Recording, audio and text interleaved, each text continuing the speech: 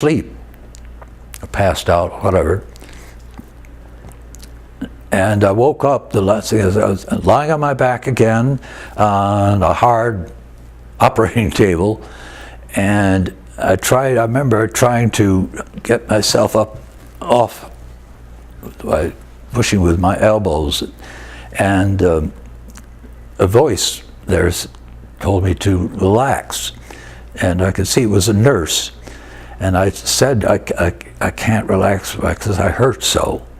And she said, it'll be just a few minutes. And at that moment, ether cone was put over my nose and mouth, and I went under. Now, did you meet the doctor who operated on you? Yes, I did. There were two of them, actually, apparently. There were young neurosurgeons from Massachusetts General Hospital. And when I woke up, I was in a room with 5 others in beds, and eventually these 2 doctors came. And what they had done, in addition to patching me up, one of my injuries was an injury right in the back of my knee, my right knee, that severed the sciatic nerve. And they, being neurosurgeons, and I guess not terribly busy, attempted to sew the nerve ends back together. And that didn't work out very well. And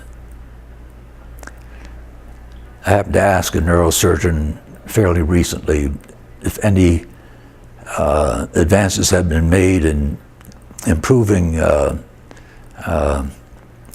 these peripheral nerves that were damaged. I know, of course, they've done an awful lot with the brain and so on, but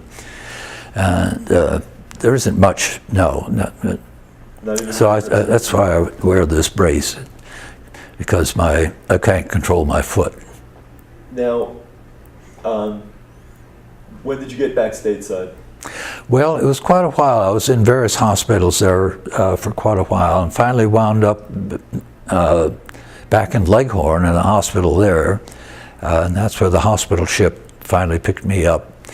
And I got back to this country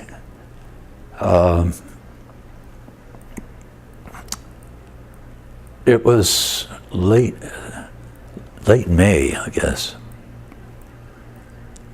and landed in Charleston, South Carolina, and was assigned to a hospital in Staten Island in New York, where they had neurosurgeons. Was the VA experience acceptable? Well, actually, this wasn't VA. This was Army. Oh, okay. This is an Army hospital in Staten Island. Is that Fort Totten? No, it was a fairly new building, as I understand it. It had been built for children with mental disabilities, and taken over. Willowbrook? Pardon? Was that Willowbrook? Yes, Willowbrook. How do you know about that? There's a lot of useless information floating around up there. Yeah, well, that's what it was. My father was a VA physician. Ah, yeah. Actually, that was a good place to be, because we got all kinds of privileges, free tickets to Broadway shows, to the opera, Radio City. It was good. Well, you carry with you reminders every day of what happened 65 years ago. What has it meant to you in your life in terms of outlook? Oh, well, you know, you just get used to it.